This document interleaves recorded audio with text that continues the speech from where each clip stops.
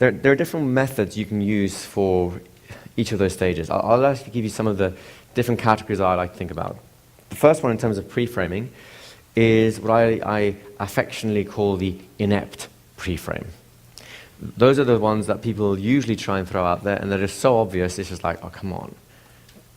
Do you think I'm really that stupid, right? I'll give you a classic example of an inept pre-frame. It's the sort of the sleazy guy in a bar twirling a set of keys saying, I have a Porsche, baby. Oh yeah, Porsche. Outside. Yeah, it's outside. It's mine. I own it. Almost. What is the actual pre-frame he's trying to present with it? What are the ideas or the understandings he's trying to convey with that, although in a very inept way? Status, right? He's trying to say, I am of importance, I have status, therefore you can be attracted to me. Perhaps it's wealth. I have wealth. I can treat you well, right? Power, perhaps. I have power. You know, powerful car, you can be excited. Life with me is exciting. Do you see these are the things he's trying to convey, but he's doing it in such an inept way that he's actually doing the opposite. Does that make sense? So you want to be careful about how you set your pre-frames, because if they're done ineptly, you may well be shooting yourself in the foot. You may well be better off not doing anything at all than presenting an inept frame, right?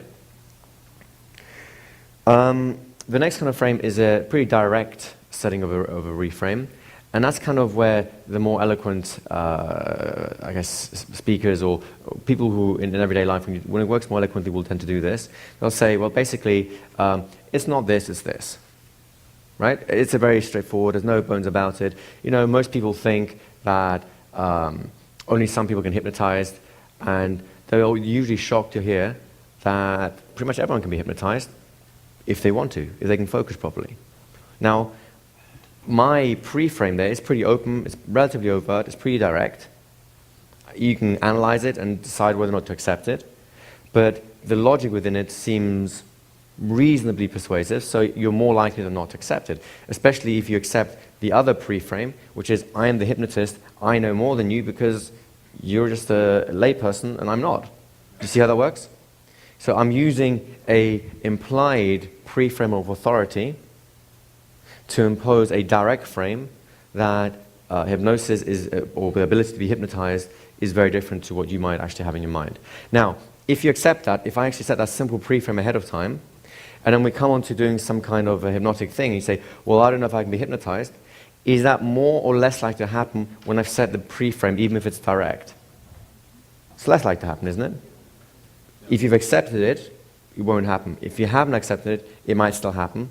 But I've hedged my bets a little bit better at this point. Make sense? Then we have the implied pre-frame. I like this because it's more subtle. It kind of comes in the sides. You know, people don't, as a rule, if people think that you're trying to influence them or manipulate them, especially against their own interest, well, clearly the defenses come up, right? So the power of implication is people don't realize it. They just assume it as they go along. Here's an example. Years ago, one of my cousins, his stepfather is a doctor. So he's in Germany, he's driving down the road, and he gets stopped for something. I think maybe one of his lights was out, I can't remember what it was. Anyway, the policeman's there, you know, giving his stepfather a stern talking to, and is about to write him a ticket. So my cousin, he's about, I don't know, 12 at the time, starts complaining and saying, Dad, your medical kit is bugging me.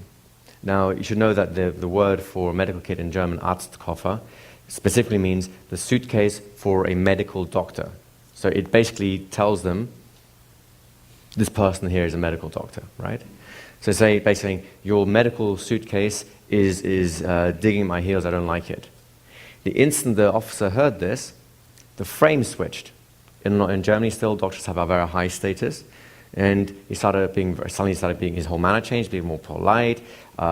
He told them, well, you know, really I should be writing you up, but, you know, I understand you're an important business, so, you know, please take care of this as quickly as possible and drive safely. Thank you very much. Goodbye. Right? But it wasn't that he said, oh, officer, I am a medical doctor. Please treat me according to my station. Especially maybe 100 years ago that might have worked. But in the modern society, that does not work because there's a different set of assumptions now around status and so on. Does that make sense? But the implication still worked, right? Sure, do you want to come up? I shared this with the group, but I'm setting a deliberate reframe, and I didn't realize it. For everyone, this is where he lives. Yeah, that's where I live. Do you see the reframe in it? No, I'm just trying to figure out. I haven't really seen American licenses. I'm wearing the collar absolutely. In my driver's license picture. For those in the U.S., there is still. Do you want to use the microphone so they can all hear you? For those that are still in the U.S., there's still a fairly high opinion, at least to a degree, of clergy. And so in my driver's license picture, I have my clerical collar on, so when a cop stops me and I hand them my driver's license, they realize I'm a minister.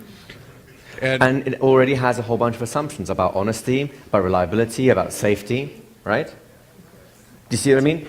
Do you see the power of the implied pre-frame? That is a beautiful pre-frame right there, right? Do you want to come up? Yeah, everyone's sounding like these really dark suits with real white collar.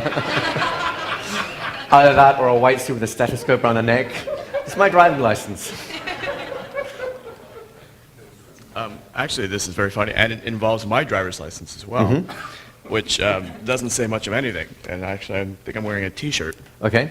However, the interesting thing, and I discovered this kind of by accident, but I've been using it, and I've gotten out of a couple of tickets at least so far.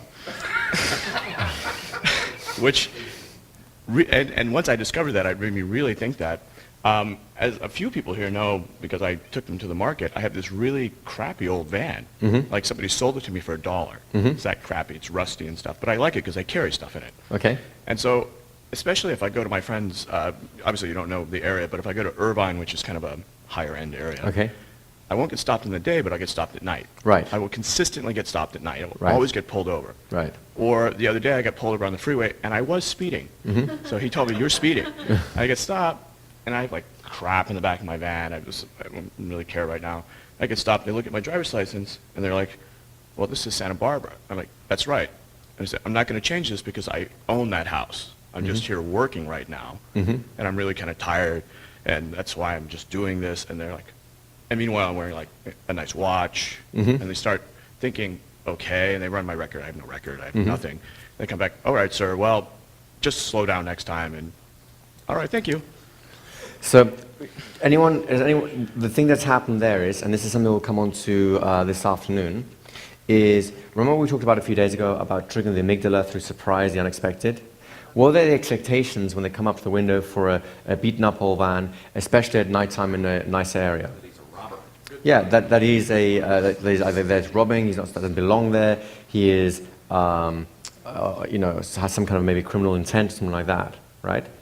Now, the moment they come up to the window, he's someone who's polite, who's well-dressed, has status symbols like a good watch and all those sort of things, who talks about the house that he owns. What does house ownership imply, right? Status, wealth, security, probably middle class, so there are liability factors that goes with that and so on, right?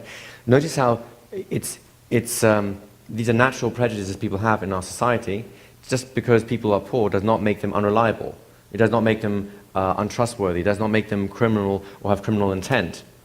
And yet those biases still exist to some extent. Does that make sense?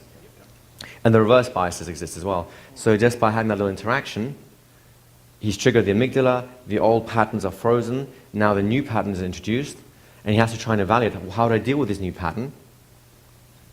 And basically the only way you can do it at speed is to go to old prejudices, which is basically middle class, relatively wealthy, he's in the safe category, well, all right, we'll let you off this once. Do you see how that works? If, of course, he was stopped in a nice car, in a nice area, and he came from that area, in other words, everything fit the picture, do you think it was less likely or more likely that they'd let him off a speeding ticket? Less likely, because he already knows how to deal with that situation. He's already prepared for it. Does that make sense? So thank you, that's a great example. I had an example where in Pennsylvania I went to get to my driver's license renewal. So we have all the driving examples here. And normally... Can I just pause you there a second? But notice, what frame are we in right now?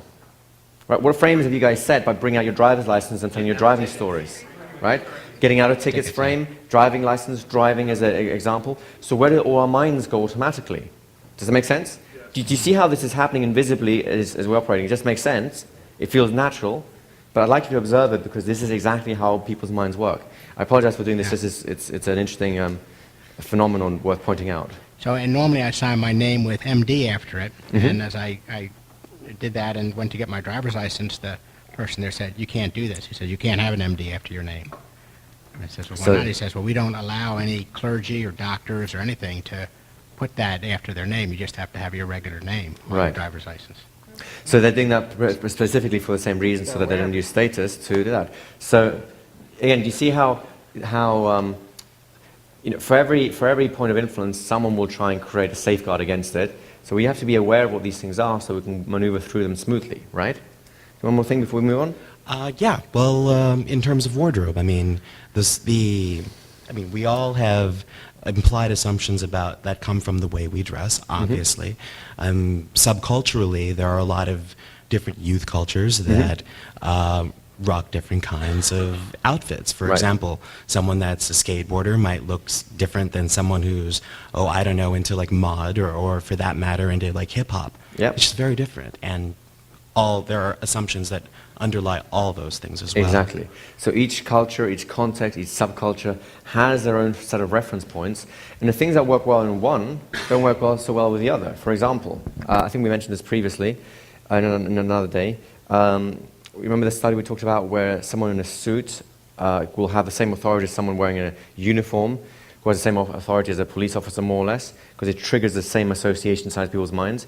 So if someone in a security uniform, not a police officer, tells random people to pick up a piece of litter on the floor and throw it away, it's not their own, it's just litter that's lying there. In fact, he's put it there himself beforehand for the purpose of the experiment.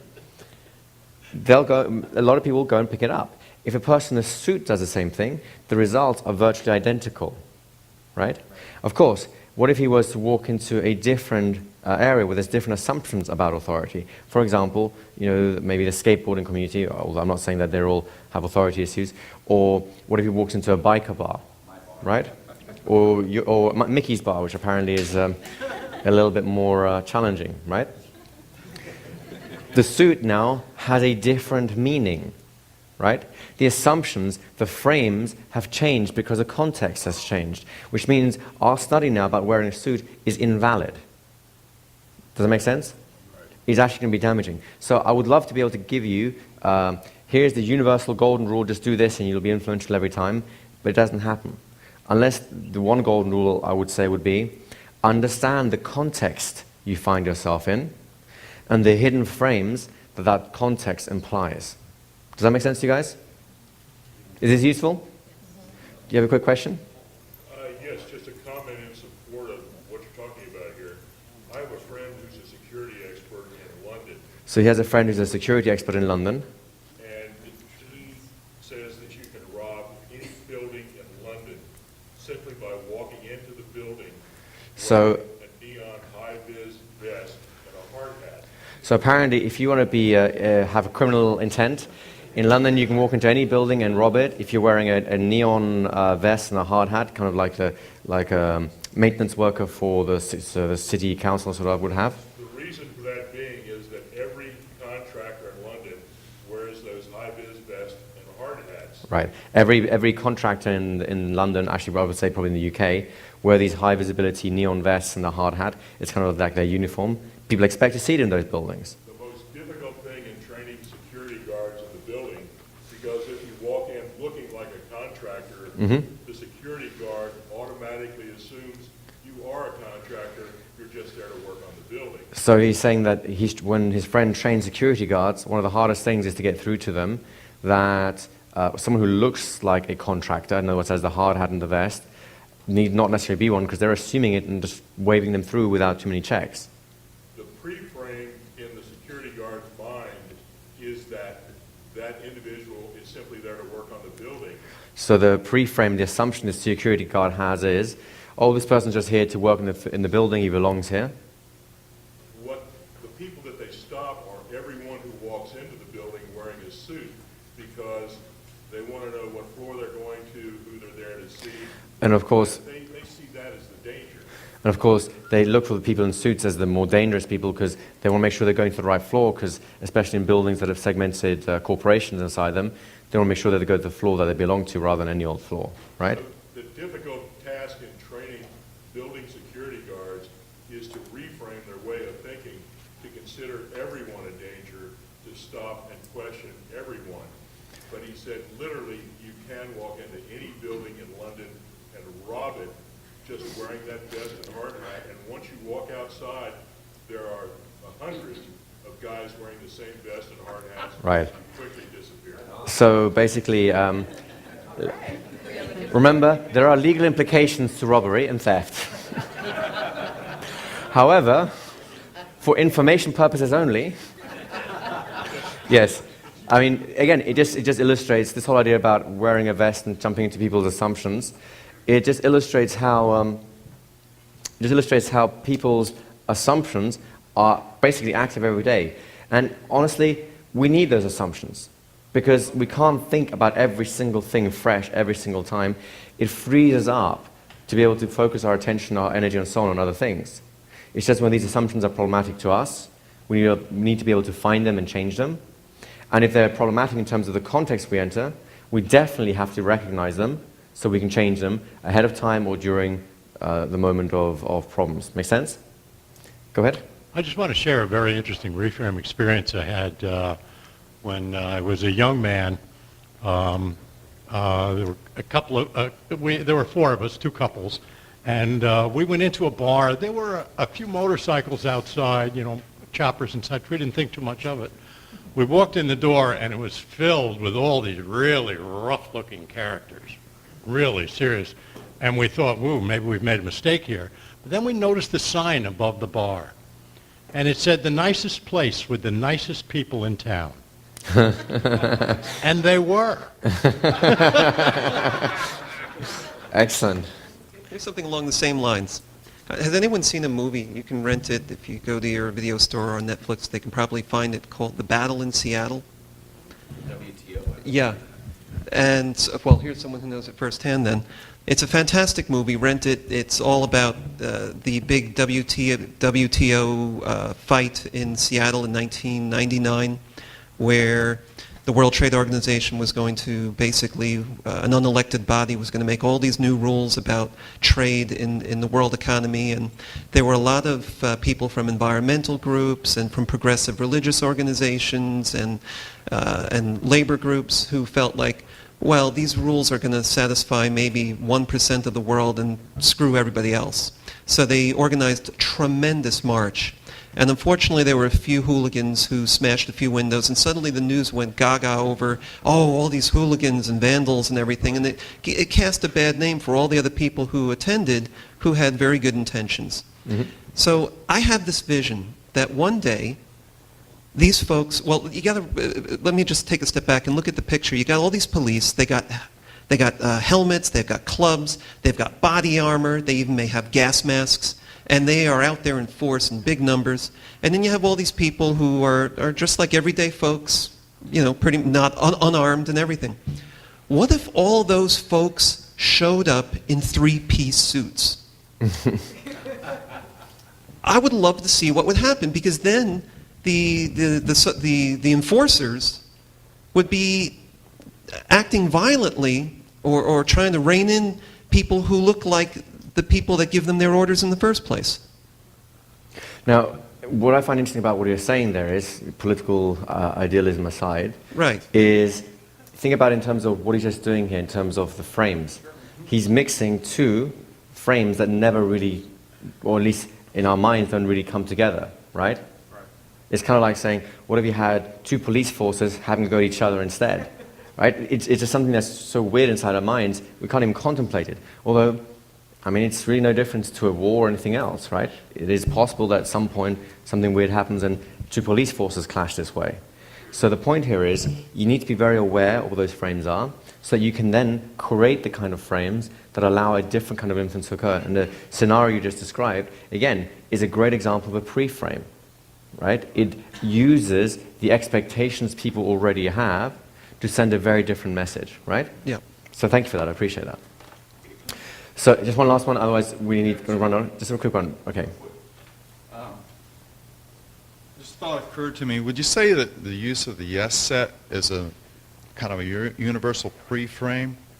It can be if you do the yes set, like what we have in the yes deck, which is loaded with frames. Okay. If it's just a set of yeses, I mean, I can do yes and say you're wearing shoes and jeans and you're playing with your glasses. Yeah, and yeah. So the yes set itself must have a frame built into it. Mm-hmm. And if it's accepted, well, then you have a form of pre-frame. It'll probably be more of a direct pre-frame, unless, of course, your assumptions are very clever in terms of what you pulled into them.